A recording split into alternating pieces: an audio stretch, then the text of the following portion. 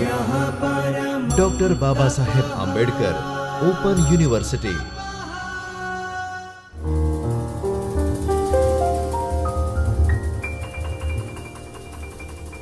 नमस्कार विद्यार्थी मित्रों, डॉक्टर बाबा साहेब आंबेडकर ओपन यूनिवर्सिटीना चैतन्य स्टूडियोमांथी हूँ Krunal Mistry, assistant professor from school of commerce and management आपનું હાર્દિક સ્વાગત કરું છું। વિદ્યાર્થી મિત્રો, આજે આપણે દ્વિતીય વર્ષ બીકોમમાં કંપની કાયદો જેનો કોડ છે BCCOLN 206, જેની અંદર ભાગ 1માં એકમ નંબર 4 જે કંપની કાયદાની જોગવાઈ 2013 છે, જેમાં ડિવિડન્ડ અને વ્યાજ સહિતની જે જોગવાઈઓ આપેલી છે તેના વિશેની ચર્ચા કરીશું। વિદ્યાર્થી મિત્રો, લાસ્ટ લેક્ચરમાં આપણે આ એકમમાં જે ડિવિડન્ડ છે તેનો અર્થ વિશે આપણે માહિતી મેળવી હતી। ત્યારબાદ જે નફા અને ડિવિડન્ડ વચ્ચેનો તફાવત છે તેના વિશે આપણે સમજ્યા હતા। આજે આપણે તેનાથી આગળ જે નહીં ચૂકવાયેલ ડિવિડન્ડ છે તેના માટે શું જોગવાઈ આપેલી છે અને સાથે સાથે ડિવિડન્ડ કઈ રીતે ચૂકવવામાં આવે છે, કંપની પોતાના શેર હોલ્ડરને કઈ રીતે ડિવિડન્ડ ચૂકવી શકે તેના વિવિધ પ્રકારો વિશેની ચર્ચા કરીશું। તો સૌથી પહેલાં તો નહીં ચૂકવાયેલ ડિવિડન્ડ, એમાં કંપની ધારા અનુસાર જે જોગવાઈ આપેલી છે કે કોઈ પણ કંપની જો ડિવિડન્ડ જાહેર કરે અને તે જાહેર કર્યા પછી આપણે એ જોગવાઈમાં જોયું હતું કે ડિવિડન્ડ જાહેર કર્યા પછી 30 દિવસની અંદર તે કંપનીએ ડિવિડન્ડને ચૂકવવું પડે અથવા તો તે ડિવિડન્ડ અંગેનું જે વોરંટ છે તે ઇસ્યુ કરી દેવું પડે। પણ જો ડિવિડન્ડ જાહેર કર્યું હોય અને તે જાહેર કર્યા પછી 30 દિવસમાં તે ન ચૂકવાયું હોય, બરાબર, અથવા તો 30 દિવસમાં જે ડિવિડન્ડ વોરંટ છે તેનું પોસ્ટ ન કર્યું હોય, તો આ 30 દિવસની મુદત પૂરી થયા પછી બીજો 7 દિવસનો સમયગાળો મળે અને તે 7 દિવસમાં કંપનીએ શું કરવું પડે, જે બાકી રહેલી ડિવિડન્ડની પૂરી રકમ છે કોઈ શેડ્યુલ બેંકમાં એક ખાતું ખોલાવીને જમા કરાવવી પડે। અને તે ખાતું કયા નામનું હોવું જોઈએ, તો ખાલી જગ્યા કંપની લિમિટેડનું નહીં ચૂકવાયેલ ડિવિડન્ડનું ખાતું, બરાબર, એ નામથી એક ખાતું ખોલાવવાનું કોઈ પણ શેડ્યુલ બેંકમાં અને તે શેડ્યુલ બેંકની અંદર આ ખાતામાં જે પણ ડિવિડન્ડની રકમ છે તે પૂરી રકમ ત્યાં જમા કરાવવી પડશે। એટલે નહીં ચૂકવાયેલ કે નહીં મંગાવેલ ડિવિડન્ડ જે ઉપર મુજબ ખાસ ખાતામાં જમા કરાવવામાં આવશે અને એ 7 વર્ષ સુધી અણચૂકવાયેલ રહે તો તે મધ્યસ્થ સરકાર દ્વારા જે સ્થાપવામાં આવેલ investor education and protection fund જે છે તેના ખાતે ટ્રાન્સફર કરી દેવામાં આવશે, બરાબર। એટલે 7 વર્ષનો સમયગાળો મળશે, આ ખાતામાં જમા તો કરાવી દેવાનું, બરાબર, 30 દિવસની અંદર ચૂકવવું પડે જાહેર કર્યા પછી અથવા તો તેના વોરંટ પોસ્ટ કરવા પડે। પણ જો તે 30 દિવસની અંદર નથી કરી શકતા તો પછી બીજા 7 દિવસમાં જે પણ ડિવિડન્ડની રકમ છે ત્યાં એક જે ખાતું છે તેની અંદર જમા કરાવવી પડશે અને આ ખાતામાં જે રકમ છે ડિવિડન્ડની એ આગામી 7 વર્ષમાં ચૂકવવામાં આવશે। પણ જો 7 વર્ષ સુધી તે નથી ચૂકવતા અને ખાતામાં રકમ પડી છે તો પછી જે ભારત સરકાર દ્વારા જે ઇન્વેસ્ટર એજ્યુકેશન એન્ડ પ્રોટેક્શન ફંડની સ્થાપના કરવામાં આવી છે એ ખાતામાં આ રકમ ટ્રાન્સફર થઈ જશે અને આ ફંડમાંથી પછી કોઈ પણ વ્યક્તિને કોઈ પ્રકારના ડિવિડન્ડની રકમ ચૂકવવામાં આવશે નહીં, બરાબર। અને આ રીતે જે ડિવિડન્ડની નહીં ચૂકવાયેલ કે નહીં મંગાવેલ રકમ છે તે મધ્યસ્થ સરકારના જે સામાન્ય મહેસૂલ ખાતે છે તેના અંદર ટ્રાન્સફર કરી દેવામાં આવશે। તો આ રીતની પ્રોસેસ છે। જ્યારે પણ નહીં ચૂકવાયેલ ડિવિડન્ડ હોય 30 દિવસની અંદર ચૂકવવામાં ન આવે તો પછી કંપની ધારા પ્રમાણે આ પ્રકારની જોગવાઈ કરવામાં આવી છે। ત્યારબાદ આપણે સમજીશું ડિવિડન્ડ ચૂકવણીના જે પ્રકારો છે। તો વિવિધ પ્રકારે ડિવિડન્ડને ચૂકવવામાં આવે છે। જનરલી આપણે સમજ્યા હતા કે જ્યારે પણ કોઈ કંપની ડિવિડન્ડ જાહેર કરે તો તે ડિવિડન્ડને રોકડ સ્વરૂપે ચૂકવતી હોય છે, બરાબર, પરંતુ ખાલી રોકડ સ્વરૂપે નહીં, તેના વિવિધ પ્રકારો પણ છે કે રોકડના ઉપરાંત તે કયા કયા સ્વરૂપે ચૂકવી શકે છે। તો સામાન્ય રીતે એવું મનાય છે કે ડિવિડન્ડને રોકડમાં જે મળતી રકમ છે તે રોકાણના હેતુ માટે જે શેર ખરીદે છે તેઓ નિયમિત રીતે રોકડમાં ડિવિડન્ડ મળે એમ ઈચ્છે। કોઈ પણ શેર હોલ્ડર હોય તો પોતે રોકાણ કર્યું હોય તો તેની ઈચ્છા એ જ હોય કે મને જે ડિવિડન્ડની રકમ મળે છે તે રોકડ સ્વરૂપે એટલે કે ખાતામાં જમા થઈ જાય, કારણ કે તેને તેની જરૂરિયાત હોય છે। મોટે ભાગે કંપનીઓ શું કરે છે, રોકડમાં જ ડિવિડન્ડ ચૂકવે છે. અને કંપની ધારામાં પણ જણાવ્યું છે કે ડિવિડન્ડને રોકડમાં ચૂકવવું જોઈએ. એટલે જો બીજું એ પણ જણાવ્યું છે કે નફાનું કે અનામતનું મૂડીકરણ કરી જે પૂરા ભરપાઈ થયેલા શેર છે, બોનસ શેર, તે પણ આપી શકે કંપની. બરાબર. એટલે આ પણ એક જોગવાઈ કરેલી છે કંપની ધારામાં કે બોનસ શેર સ્વરૂપે પણ તે ડિવિડન્ડની ચૂકવણી કરી શકે, પરંતુ પૂરા ભરપાઈ થયેલા બોનસ શેર. અને આ બોનસ શેર બહાર પાડવા અંગે જે માર્ગદર્શક નિયમો છે તેનું પૂરેપૂરું પાલન કરવું પડશે. બરાબર. અને ડિવિડન્ડના બદલામાં બોનસ શેર આપી શકે નહીં, એ પણ એક ખાસ ધ્યાન રાખવાનું છે. હા, એ બોનસ શેર આપી શકે, બરાબર, બોનસ શેર ફ્રીમાં જ આપવામાં આવે, પરંતુ ડિવિડન્ડના બદલામાં તે બોનસ શેર ન આપે, એનું ધ્યાન તેણે રાખવું પડશે. એટલે ડિવિડન્ડને ખરેખર તો રોકડમાં જ આપવું જોઈએ, અને ડિવિડન્ડ રોકડમાં આપતા કંપનીની જે પ્રવાહી પરિસ્થિતિ છે તેનો પણ વિચાર કંપનીએ કરવો પડશે. કારણ કે ડિવિડન્ડ જો રોકડમાં ચૂકવશે તો કંપનીની પ્રવાહી પરિસ્થિતિ ઉપર તેનો અસર થઈ શકે છે. એટલે કંપની પાસે રોકડમાં ડિવિડન્ડ આપવા માટે જો પૂરતી રોકડ હોય તો જ તેણે તેની જોગવાઈ કરવી જોઈએ અને ચૂકવવું જોઈએ. બરાબર. અને કેટલીક વાર શું થાય છે કે કંપની પાસે સારો નફો હોવા છતાં જે રોકડ છે તે પૂરતા પ્રમાણમાં નથી હોતી. બરાબર. નફો સારો થયો છે આ વર્ષે, પરંતુ આપણે રોકડમાં ચૂકવવાની છે, એટલે કે ખાતામાં ટ્રાન્સફર કરવાની છે, તો પછી એ રકમ કંપની પાસે ના હોય ત્યારે તે ડિવિડન્ડ ચૂકવી શકતી નથી. અને એ વખતે શું કરે કંપની, તો નાણાં ઉછીના લઈને પણ ડિવિડન્ડ આપી શકાય. બરાબર. પણ એનાથી શું થાય કે જે લાંબા ગાળે જે પરિણામ મળતા હોય છે તે ઈચ્છનીય હોતા નથી. એટલે ખૂબ ટૂંકા ગાળા માટે જો રોકડની સમસ્યા હોય તો પછી ઉછીના લઈને ડિવિડન્ડની ચૂકવણી કરી શકાય, પણ લાંબા ગાળા માટે તે નુકસાનકારક છે. એટલે ડિવિડન્ડ ચૂકવવા માટે આ બધા નિયમો ધ્યાન રાખવા પડશે અને એની જોગવાઈઓ આપેલી છે. ત્યારબાદ આપણને જે ચૂકવણીના પ્રકારો છે તે એક પછી એક સમજીએ. સૌથી પહેલાં રોકડ સ્વરૂપે કોઈ પણ કંપની ડિવિડન્ડ ચૂકવી શકે. તો રોકડને ડિવિડન્ડને સામાન્ય રીતે કંપની જે છે એ ચાલુ નફામાંથી જ આપતી હોય છે. બરાબર. કંપનીનો જે વર્ષ દરમિયાન નફો થયો છે તેમાંથી ડિવિડન્ડ આપે છે. મૂડી નફામાંથી ક્યારેય ડિવિડન્ડ આપવામાં આવતું નથી. બરાબર. મૂડી નફો એટલે કોઈ કાયમી મિલકત વેચ્યા પછી જો નફો થયો હોય, રોકાણથી નફો થયો હોય, તો તે નફાથી ડિવિડન્ડ આપવામાં નથી આવતું. ફક્ત જે ચાલુ વર્ષ દરમિયાન જે વેચાણથી નફો થાય છે તેનાથી જ ડિવિડન્ડને ચૂકવવામાં આવે છે.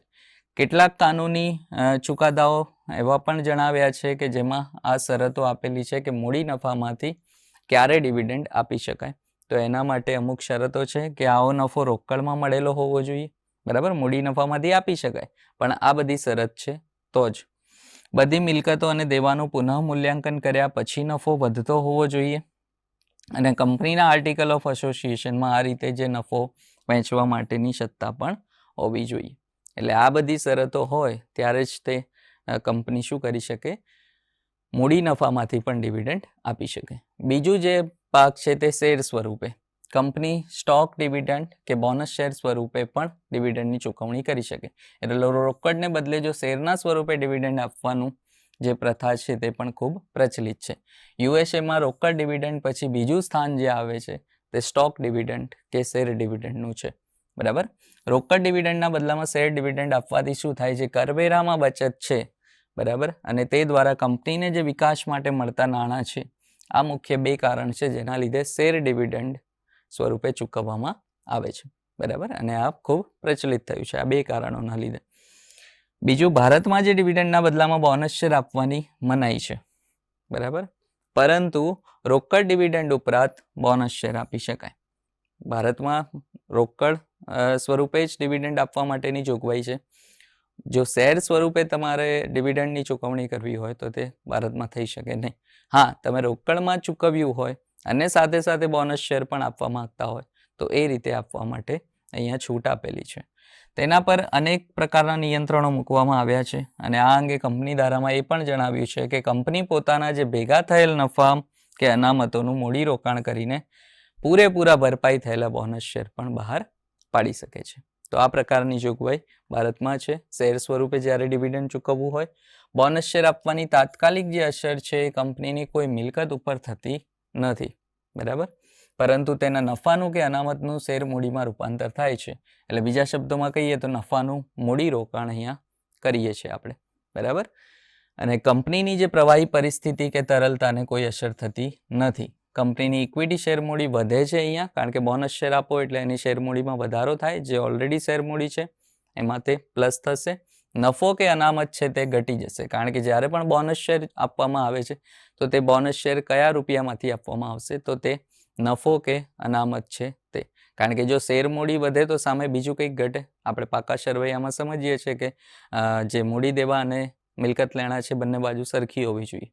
તો અહીંયા આપણે મિલકત લેણા બાજુ કોઈ અસર થશે નહીં, એટલે એ બાજુ કોઈ ચેન્જ નથી થતા, પરંતુ મૂડી દેવા બાજુ શેર મૂડીમાં વધારો થાય છે. હવે શેર મૂડીમાં વધારો થાય તો સામે બીજું કંઈક ઘટતું હોય, એટલે નફો કે અનામત ઘટતો હોય છે. કારણ કે નફામાંથી આપણે જોગવાઈ કરેલી છે બોનસ શેર માટેની, બરાબર. અનામતમાંથી તે જોગવાઈ થતી હોય છે, એટલા માટે તે ઘટે છે. અને આમ ઇક્વિટી જે ભંડોળ છે, માલિકી ભંડોળ છે, તે એટલો ને એટલો રહે. કારણ કે ઇક્વિટી ભંડોળમાં જે કંપનીની શેર મૂડી છે, ઇક્વિટી શેર મૂડી, સાથે સાથે જે અનામત છે, નફો છે, તે દરેક વસ્તુનો સમાવેશ થાય છે, બરાબર. એટલે ઇક્વિટી ભંડોળ એટલું ને એટલું રહેશે. હા, એની શેર મૂડી વધશે, નફો અનામત ઘટશે, બરાબર. ભંડોળમાં કોઈ ફરક પડશે નહીં. એટલે સામાન્ય રીતે કંપનીએ પૂરતો નફો કર્યો હોય પરંતુ રોકડ પૂરતી ન હોય ત્યારે આ ઓપ્શનનો તે સ્વીકાર કરતા હોય છે, બરાબર. અને પાછલા વર્ષના જે વધેલા નફા કે અનામત છે તેમાંથી બોનસ શેર ઇસ્યુ કરી શકે છે. તો શેર સ્વરૂપે કંપની આપી શકે છે ડિવિડન્ડ. ત્રીજું, વૈકલ્પિક ડિવિડન્ડ. ઘણીવાર કંપની શું કરી શકે કે ડિવિડન્ડ જાહેર કરે શેર હોલ્ડરની મરજી મુજબ, અથવા તો રોકડ અથવા તો શેરમાં ચૂકવવા પાત્ર હોય છે, બરાબર. શેર હોલ્ડરની જે મરજી હોય, રોકડ સ્વરૂપે પણ લઈ શકે, શેર સ્વરૂપે. ઘણા શેર હોલ્ડરને જો રોકડમાં ડિવિડન્ડ જોઈતું હોય તો તે રોકડનો સ્વીકાર કરશે, એ ઓપ્શનનો સ્વીકાર કરશે. અને ઘણા શેર હોલ્ડરને શેર જોઈતા હોય તો તે શેર સ્વરૂપે ડિવિડન્ડનો સ્વીકાર કરશે. તો મોટાભાગના કિસ્સાઓમાં ડિવિડન્ડ તરીકે જે મળતા શેર છે તેની બજાર કિંમત અને ડિવિડન્ડ જે છે તે સરખા હોય છે, બરાબર. અને એનાથી નક્કી કરે કોઈ પણ શેર હોલ્ડર કે એને કયા સ્વરૂપે ડિવિડન્ડનો સ્વીકાર કરવો છે. રોકડ સ્વરૂપે પણ કરી શકે અને શેર સ્વરૂપે પણ કરી શકે. એક ઉદાહરણ સમજીએ કે એક કંપની ₹100ના શેર પર 20% ડિવિડન્ડ જાહેર કરે છે. એટલે શેર હોલ્ડર જો શેર સ્વીકારવા તૈયાર હોય તો તેને 5 શેર ઉપર 1 શેર મળશે, બરાબર. 100 એ 20% છે, એટલે 5 શેર જો કોઈ શેર હોલ્ડર પાસે હોય તો તેને 1 શેર ત્યાં મળી શકશે. હવે અહીંયા એ ધ્યાન રાખવાનું કે જો કંપનીના શેરની બજાર કિંમત ₹100 છે અને તે શેર હોલ્ડર પાસે કંપનીના 10 શેર હશે તો પછી તેને ₹200 રોકડા મળશે, અથવા તો ₹100નો એક એવા 2 શેર મળશે. કારણ કે એની બજાર કિંમત કેટલી છે? ₹100 જ છે, અને 2 શેર તેને મળશે 10ની સામે, એટલે શેરની કિંમત પણ 200 જ થશે.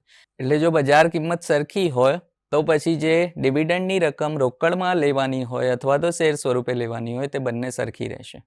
હા, પણ જો બજાર કિંમતમાં વધારો ઘટાડો થતો હોય તો ત્યાં આગળ જે શેરની કિંમત છે અને જે રોકડમાં ડિવિડન્ડ મળે છે તે બંને અલગ અલગ છે. એક બીજું ઉદાહરણ અહીંયા છે કે ધારો કે જો બજાર કિંમત દાર્શનિક કિંમત કરતાં, મૌલિક કિંમત કરતાં તે ઊંચી હોય, એટલે કે બજાર કિંમત ધારો કે ₹140 છે, તો શેર હોલ્ડર શેરનો સ્વીકાર કરશે, શેર સ્વરૂપે ડિવિડન્ડ સ્વીકારશે. 2 શેર એને મળવાના છે તો એટલે ₹140 લેખે 2 શેરની કિંમત થઈ જશે 280. જો રોકડમાં સ્વીકાર કરે તો તેને રોકડા તો 200 જ મળવાના છે 20% લેખે, બરાબર.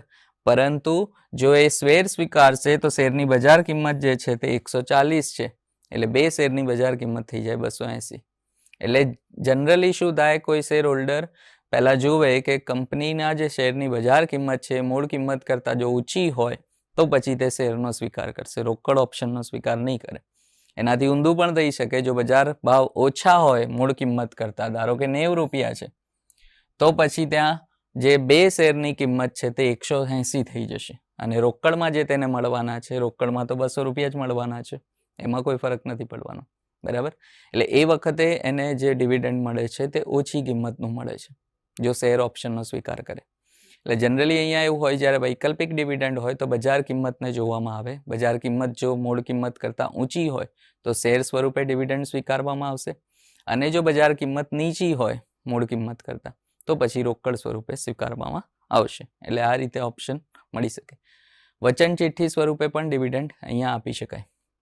એટલે જે જાહેર કરેલ ડિવિડન્ડ છે એ મુદત પછી ચૂકવવાનું વચન આપીને પણ ડિવિડન્ડ ચૂકવી શકાય. કંપની પાસે અત્યારે રોકડ નથી, પણ તેને ખબર છે કે નજીકના ભવિષ્યમાં રોકડ મળવાની છે, તો પછી કંપની શું કરી શકે? ડિવિડન્ડને મુલતવી રાખવાને બદલે જાહેર કરી દેશે, પરંતુ વચન ચિઠ્ઠી સ્વરૂપે આપશે અને એક વચન આપશે શેર હોલ્ડરને કે ભવિષ્યમાં જ્યારે પણ નાણાંની સગવડ થશે એ વખતે આ જે ડિવિડન્ડ છે તે રોકડમાં ચૂકવવામાં આવશે. એટલે ઘણી કંપની વચન ચિઠ્ઠી સ્વરૂપે પણ ડિવિડન્ડ આપે છે. એટલે જ્યારે કંપની નિયમિત રોકડ ડિવિડન્ડ ચૂકવતી હોય અને તેની આર્થિક સ્થિતિ સદ્ધર હોય, કામચલાઉ ઉઘરાણીમાં વધુ પડતા નાણાં રોકાઈ ગયા હોય, તો પછી કંપની આ રીતે આપે ડિવિડન્ડ આપે તો યોગ્ય છે. કારણ કે જનરલી શું થાય? વચન ચિઠ્ઠી સ્વરૂપે આપો એટલે શેર હોલ્ડરને ખબર પડી જાય કે કંપની પાસે રોકડ નથી, તો એનાથી ઘણી વખત નેગેટિવ અસર થતી હોય છે કે કંપનીની જે એની જે પ્રેસ્ટીજ છે એ ત્યાં ઘટી જતી હોય છે. બરાબર. એટલા માટે અહીંયા કંપનીએ ધ્યાન રાખવું જોઈએ કે જો કંપની ડિવિડન્ડ નિયમિત રીતે રોકડમાં ચૂકવે છે અને હાલમાં કામચલાઉ ઉઘરાણીમાં જે વધુ પડતા નાણાં છે તે રોકાઈ ગયા હોય, તો પછી આ ઓપ્શન એ સ્વીકારી શકે.